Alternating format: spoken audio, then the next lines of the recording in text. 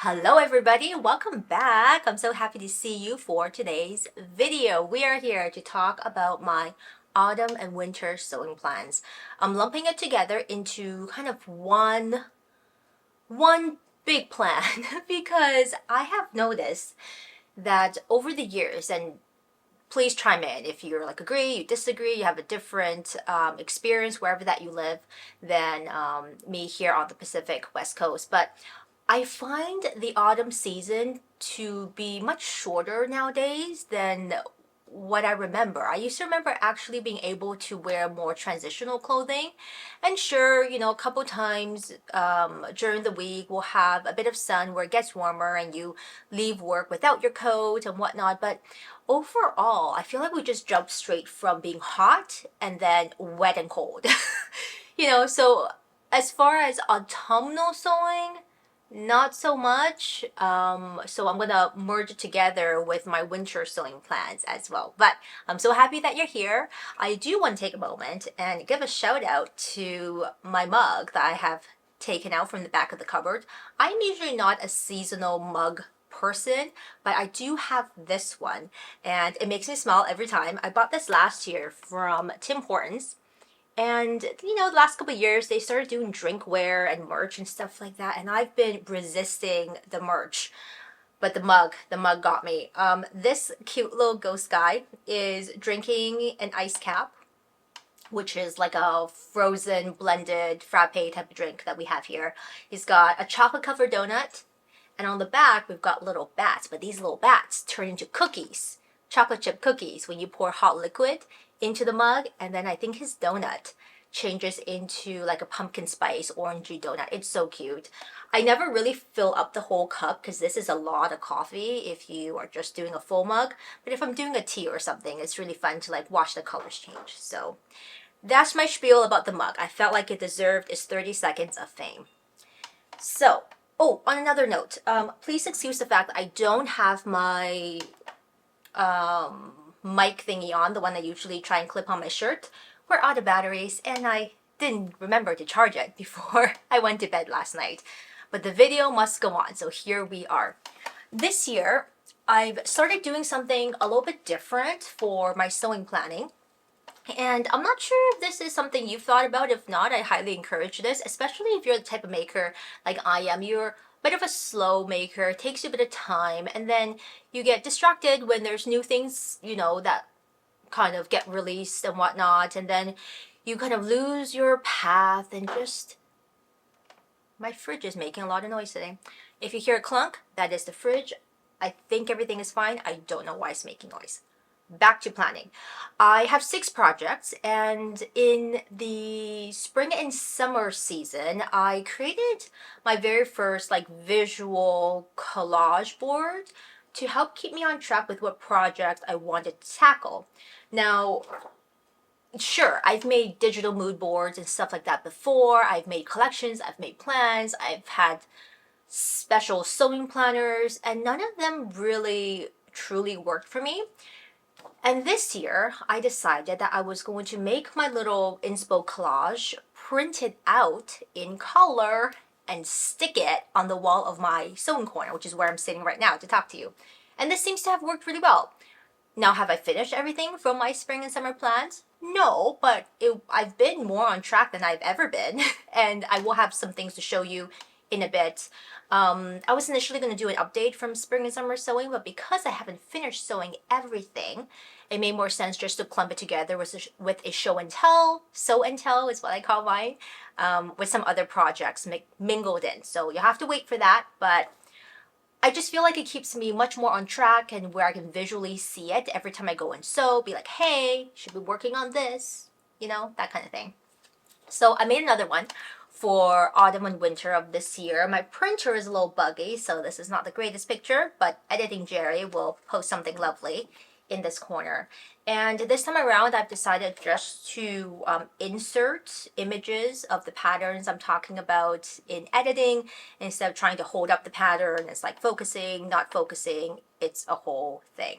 So I've got the iPad, which has all of the info. If you are, before I go on, if you are looking for sizing info, specific details, I will link if the pattern is online, if there's a pattern company associated that has the digital information, I will link everything in the information bar down below this video, so please check that out. I find it a little easier than trying to remember and write down all the sizing details and the nuances. So I won't be specifically sharing sizing info, but I will say majority of brands nowadays are more inclusive than not, and they're definitely moving in that direction. So I'm not adding too much detail here. Check the links down below. All right, I think we are ready. Let's look at pattern number 1. So I think this is the first time in quite a long time, I want to say at least a decade or so, since I've gotten into the idea of wearing a vest. I am a cardigan girly. I love cardigans as we speak. And as I'm wrapped up in one, is my favorite thing to wear during this time of the year, and really any time of the year. I love being cozy. But lately I've been thinking about making some vests. I guess in other parts of the world you might call them waistcoats perhaps. It's like a jacket with no sleeves, right? Just no sleeves, but covered that way. I have something to show you when we do our show and tell, but I made something, I want to say it's the Kyoto vest by Tsuti Patterns perhaps. And when I finally finished it, I loved wearing it, and it's great for this quote-unquote transitional weather. And so I thought, I have a couple of patterns. They have intrigued me in the past, and I've collected a few. And this one is the Very Easy Vogue 9065. I want to say I picked this up online, probably on Etsy. I don't shop a lot through the Simplicity or the Big Four, Big Five pattern brands, just because shipping is expensive. USD conversion is not great for us Canadians right now. It never has been. And it was just easier to pick something up like one-off on eBay or on Etsy, which is where I get a lot of my pattern shopping nowadays if I'm not shopping indie. So 9065 is a vest, but it's a little bit more structured. I did see a picture of it being made and styled by, I guess, Vogue themselves, and it looks a little bit different than their line drawing, but I'm not sure what the what accounts for the difference. It looks a little bit oversized and slightly bigger, just there's more vest happening when I look at the line drawings or the front cover drawing illustration, but in the actual real life model example, the vest feels quite small. So I gotta figure out what's happening there. This is not a petite size pattern, and I'm, as someone who's 5'2" on a good day, most things are quite long and the proportions aren't quite right for me. So while I initially really wanted to make version view B or C, where it's just a long vest, hits you right above the knee, I actually think the shorter version, the one that is hip length, will be long enough when I actually wear it. My only concern is if the armholes are going to be too large, but beyond that, I think this is a lovely pattern. I can wear it to work as part of my workwear wardrobe. I have fabrics in mind, and I probably will talk about fabrics towards the end, just so I don't have to keep holding things up and interrupting my train of thought. I believe this vest is lined or partially lined, which is great. And I've got like a wool in mind for this project. I'm not quite sure about the ginormous lapels, especially because it goes all the way around to the side. My worry is because I am petite proportioned, that the lapels might kind of like hang over, more like a capelet kind of situation, rather than just being an oversized lapel. But I'm not sure. I haven't opened it and traced out the pieces yet, but I also haven't made a Vogue pattern, I want to say, in a very long time. Like, I can't even remember the last time I made a Vogue pattern, but this is meant to be very easy Vogue, so I do have hope. And if this works out well, I can see myself making more than one version. I like the overall look. I think it'll just be, something a bit different than wearing a puffer vest. All right, carrying on with our outerwear-esque situation, I fell in love with the visuals of this Grasser coat the first time I saw it. I have yet to make anything from Grasser, although I have purchased a few patterns here and there, but their designs, I love them. I think they're so interesting. I believe they're a German brand, question mark. But they're in that realm of like Vicky Sews, if you are familiar with Vicky Sews, which is a Russian brand. They're a lot more modern. They have interesting details in their designs, and I'm just very intrigued. But on top of that, between Grasser and Vicky Sews, both brands, they make patterns, and you can buy them based on your height bracket, which is huge for me. I know I can learn to fit, but it's very daunting, and I'm not sure I'm fully ready for that step yet. So being able to purchase patterns that are height varied is wonderful, and Grasser is one of those companies. They are online only, I believe. I've never seen them in stores anywhere. So you will have to get your patterns printed. I presume they have A0, like the large drafting size sheets, as most brands now do. But I have printed their stuff just through my printer and taped them up, and it's not a huge deal. For something like this coat, though, I might want to get it printed at the shop because it is a coat and there's probably a lot of individual pages. The coat does not seem complicated. This is 1047, if I haven't mentioned that already. It's funny because, and this is a conversation continued for another video, I had my Kibby body type done, and this type of coat is completely opposite than what was recommended to me. But I just really love the geometric shape, the bold but yet minimalistic details. It just says everything that I want a coat to be, whether or not it's flattering on my actual body shape. I would call this more of a cocoon coat. It has a beautiful shawl collar that wraps around, and it is, I guess, technically double-breasted because there's a pair of buttons that overlap. It's got welt pockets, single welt pockets, I believe. It's got a drop shoulder. I love the banding on the back that kind of keeps the coat cinched in on the bottom, creating that cocoon shape with a pleat in the center back for movement and ease. So that all seems great. The sleeves look a bit long, but that's an easy fix. There's pockets in the front, and I think it would just be lovely. And I actually have fabric for this, and I'll show you in a minute.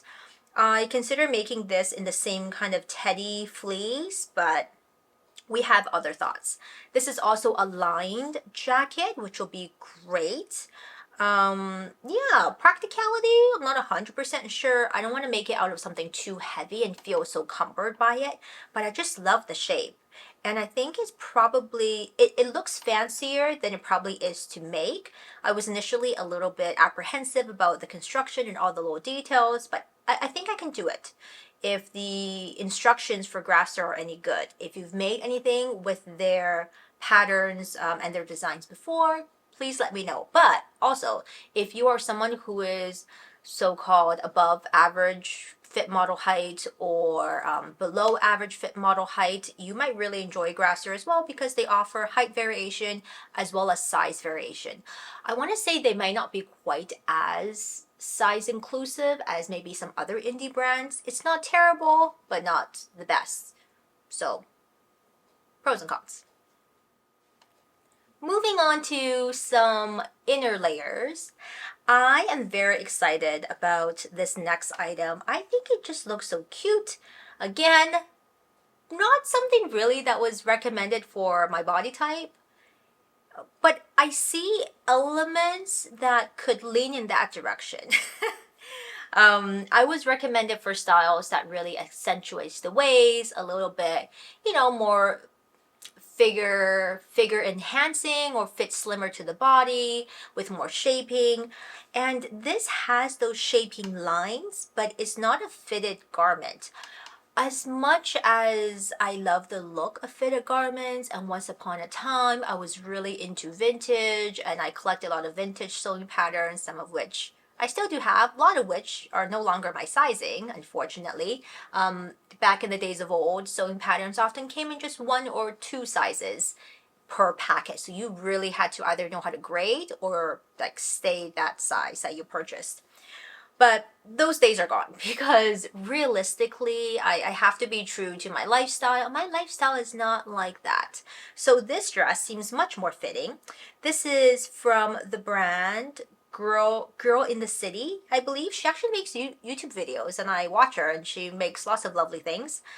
We have very different body shapes and lots of the things I presume that she designs is kind of fit for her type of figure. That's not to say we can't try them out. This top slash dress is called the Minetta. And it looks like a simple tent dress. You can make it as a dress with tiers on the bottom. You can cut it to kind of a longer tunic length. You can also cut it cropped. She's calling it cropped, but 5'2" little old me is probably just going to be hip length into a top. So there's variations there. And of course, with, dresses, you can lengthen, shorten as you wish. It's pretty straightforward. What caught my eye with this dress, number one, how easy breezy, so-called, that flowy feeling. I like that it's got a cropped sleeve. Again, I'll have to be careful about how long the sleeve is on me, on my proportions, but I love a cropped sleeve. It's cold in the winter, but I also can't handle having things like around my wrists when I'm trying to do housework or just do anything.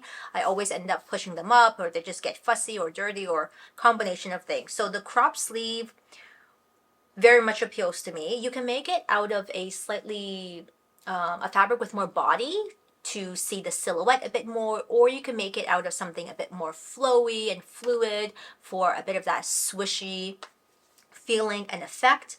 I particularly love the version that she's made as a dress. I think it's super cute with a tall boot. Do I own a pair of tall boots? No.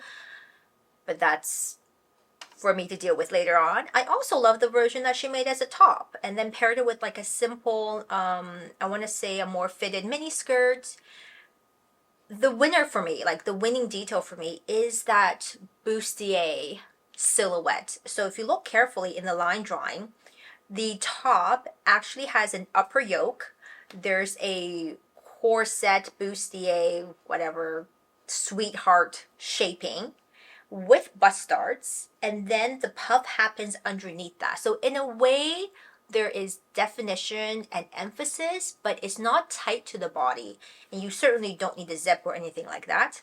In the back, the version that she's made has either a bow, you can also of course do a button, or even just a hook and eye. I think it's lovely, and I think it's a pattern that's very versatile. You can make this very dressy, you can make this very casual.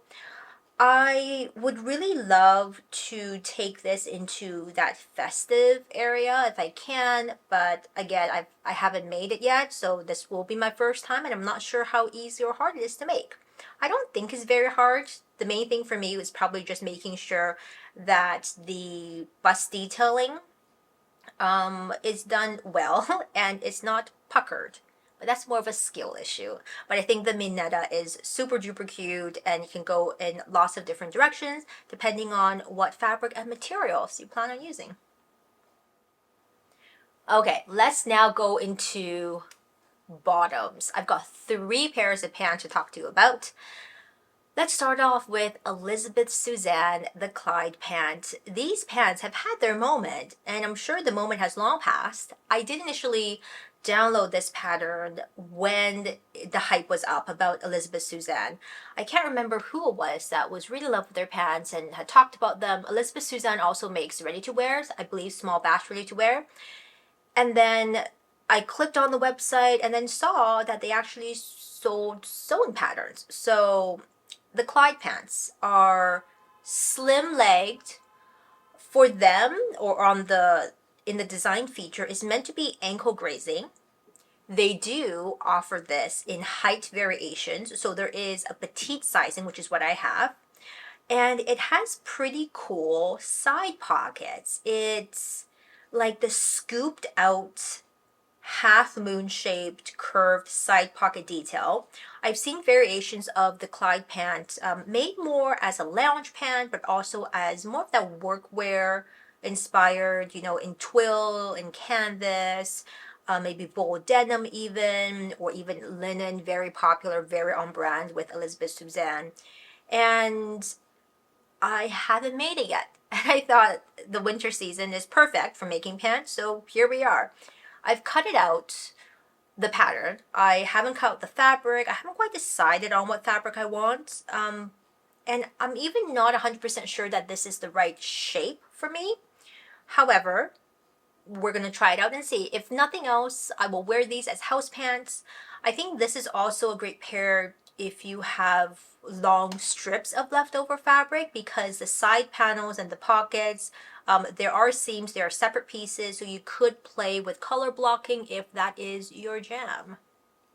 I know recently when I was looking up the details for the Clyde pants that in the works is a wide leg version or wider leg version of the Clyde. I might be into that as well if the, ankle length, the skinny leg or the taper leg, if you will, doesn't quite work for my shape. I just don't know what kind of shoes I would wear with the original Clyde pants. Maybe if you know, drop me a comment. I'm filming this during noon, but the weather is not really cooperating. We're not getting a lot of sun, so hopefully I can fix the lighting in post. If not, I might have to pop on some lights. So let's keep going. I also have a second pair of pants. These are going to be a stretch or stretch woven pull-on pair of pants from Pattern Emporium. I have so many Pattern Emporium patterns. They're an Australian indie pattern company. They release a lot of stuff that's just fits my style, or at least fit the style I think I want to have. I've only really made a couple of items from Pattern Emporium, but I just keep getting their stuff because I'm like, oh, this looks good, this looks good, this also looks good. I believe the designer's name is Kate. Kate makes videos on YouTube, and I love the fact that whenever she releases a pattern, she makes a whole bunch of samples, in addition to her tester samples and tester photos. But she makes up a bunch in different fabrics, different, views and different combinations. And sometimes she'll be experimental as well and do things maybe outside of what the pattern specifics recommend. But she shows you a range of possibilities for each one of her patterns. And this one caught my eye. This is actually one of her older patterns. This is the Urban Pants. And you've got different rise options. You have a also pant leg width option. You could do a wide leg, flare leg, tapered leg.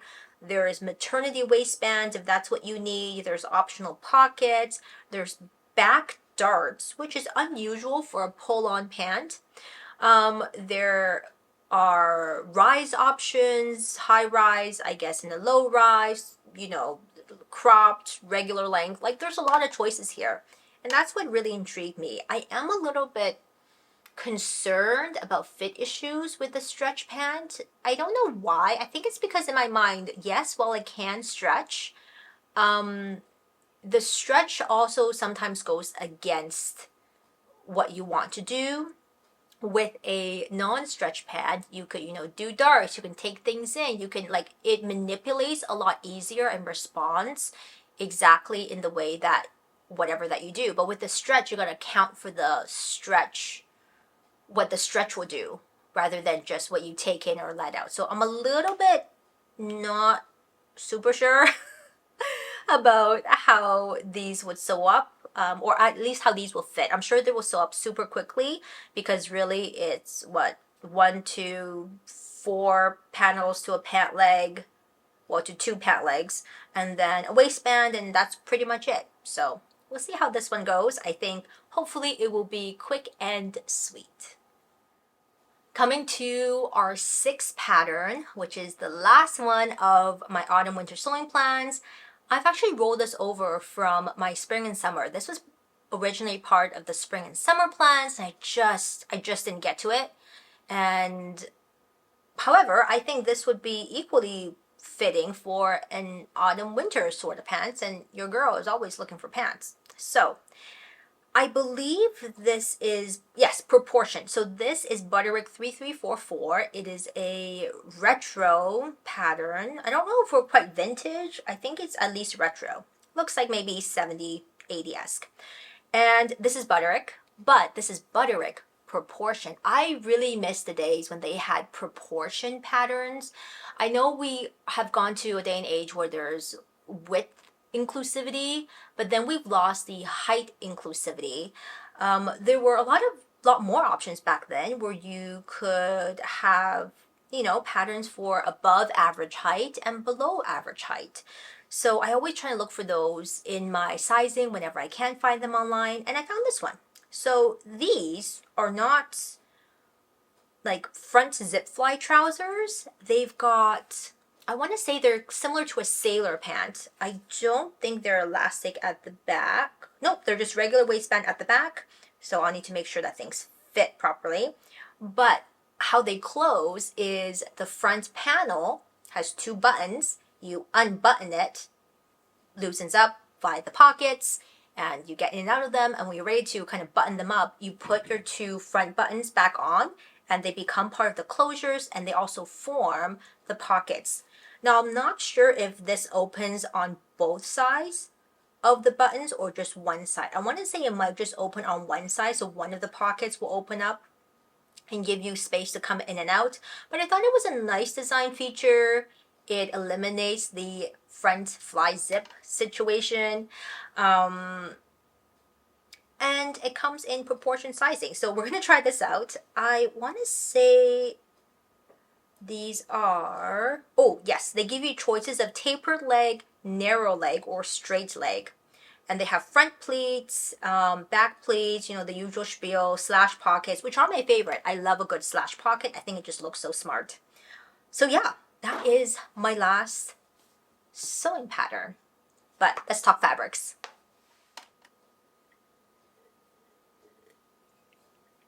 Don't mind the lighting change. I did have to turn on the lamp. It just got a little bit too dark. But I think we can do it without putting the ring light up, because that's a whole nother setup that I am not feeling up for today. So let's talk a little bit about fabric choices, and I'll show you the ones I have plans for in terms of the 6 sewing patterns I've just shown you. And then I just want to show you kind of a selection of fabric combinations that I bought with the idea of making more workwear, but I'll talk about that when I get to it. Let's start with these 2. So first off, let's talk that grasser coat, the Cocoon coat. I hummed and hawed about what I wanted to use, and in the end, I am going with this. This is a navy, what would you call this? I guess Melton wool, is that correct? It feels a bit more felty, but it's not very thick. It's navy, which is a very easy color to mix and match in my wardrobe. I have kind of, when I switched over my summer wardrobe into my colder season stuff, I did end up pulling out a lot of blacks, just because black is just the color that they always sell in the store this time of the year. And with my job, sometimes I gotta sit on the ground, and black is, wash and wear. But I would really like to veer away from black. Since getting my colors done and everything, I've been enjoying wearing things that are brighter and more fun and colorful. And I want to see if I can make, because, sewing is great, you have choices. I want to be able to make things for the fall and winter season that aren't just black and gray. Anyways, we are talking about navy. We're not that far apart. But navy is actually a color I do very much enjoy. I wear it all season. So like I said, this is a wool blend. I really hope I took a picture of the tag so I can look up what percentage of wool is in here. I want to say a decent amount.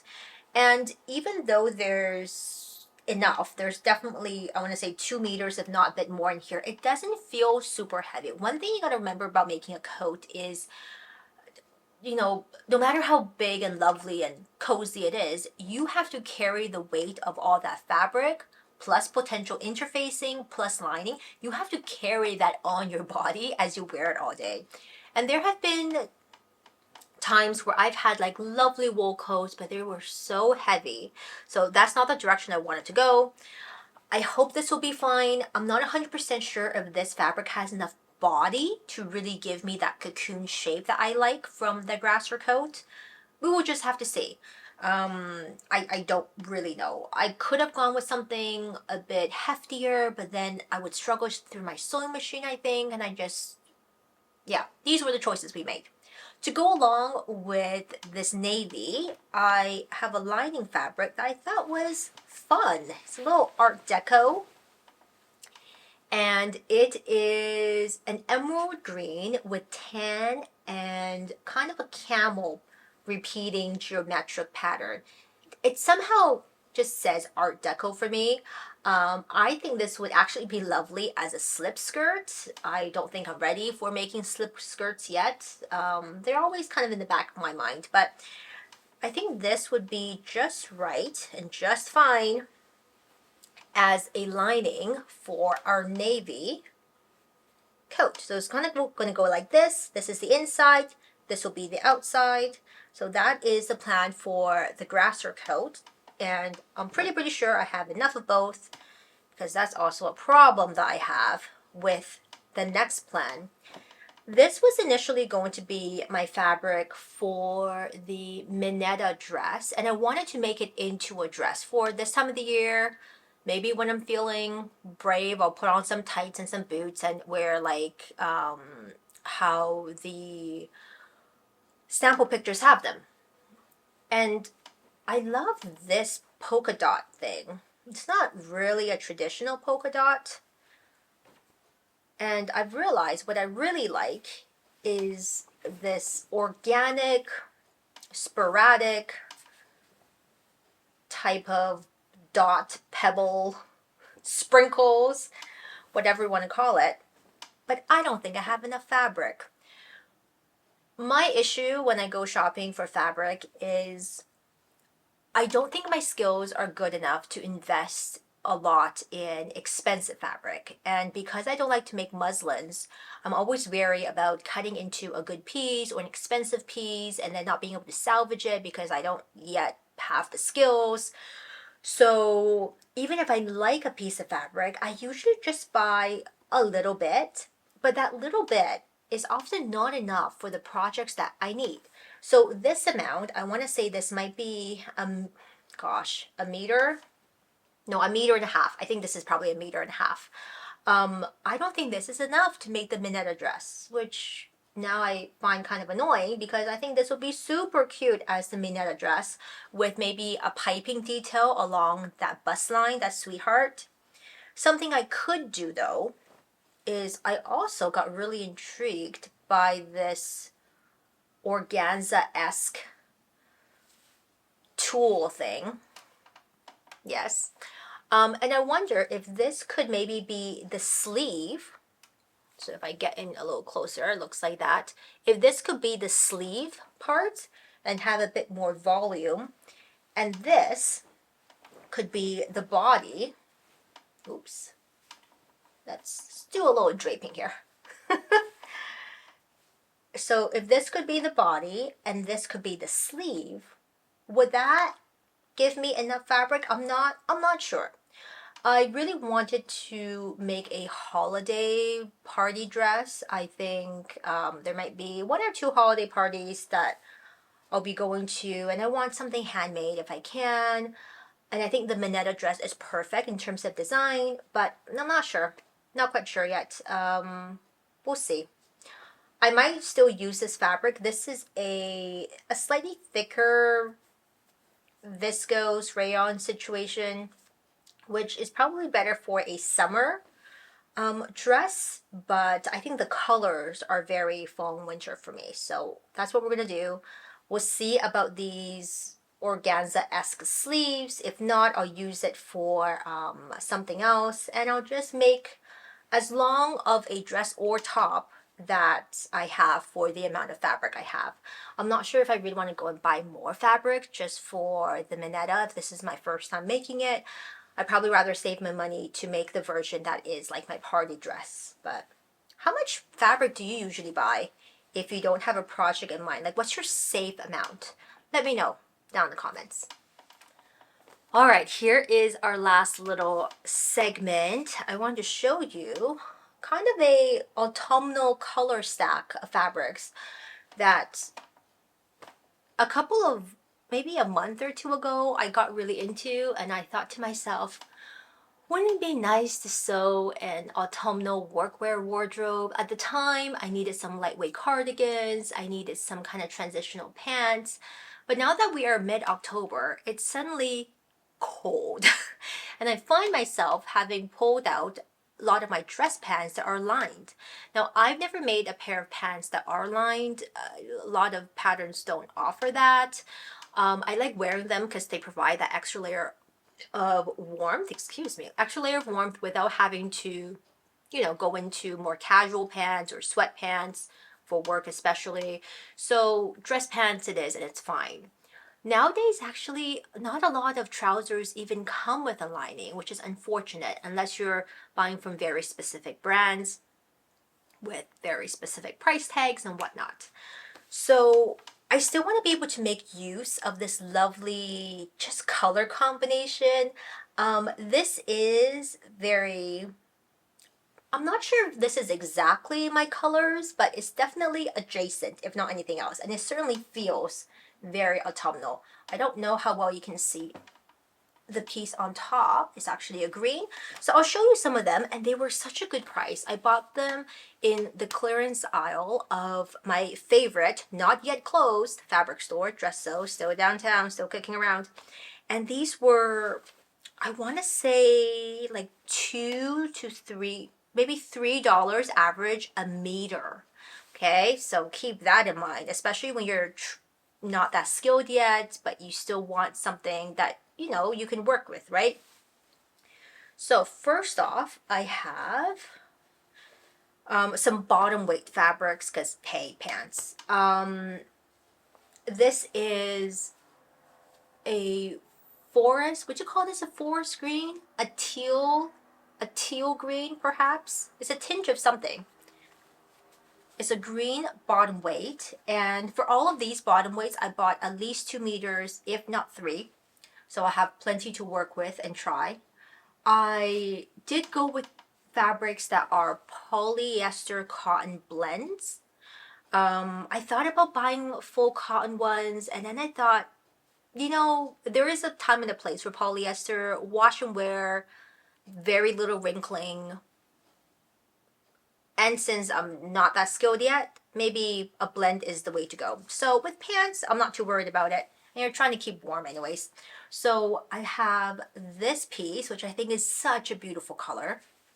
Love that. Would make a lovely pair of pants somewhere, somehow.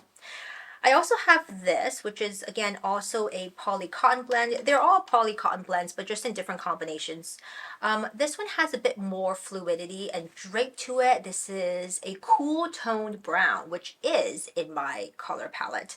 I find with summers and springs and whatnot, I guess it's harder to dress in the autumn winter season because everything that comes out are like warm and cozy and orange. So I specifically looked for more cool toned colors to sew up this imaginary workwear wardrobe. We'll see how much gets done, but this would also be lovely as a pair of pants. It has a bit more drape. I want to say maybe 2 or 3 meters of this, quite a bit. Since I was thinking brown might be a new thing for me if we're not going to do black. So that's this one. This is highly unusual for me. This is the first time in years and years that I've gotten into beige tones. I bought my first pair of chinos. I don't dislike them. So I've been wearing that a lot, and I thought, let's try some beige, kind of beige adjacent pants. So we have this piece of fabric here. It's actually really hard to find bottom weight kind of beige that's not warm toned. A lot of them very warm. If you're going camel, very, very yellow, right? So this is actually pretty neutral in its coloring and tone.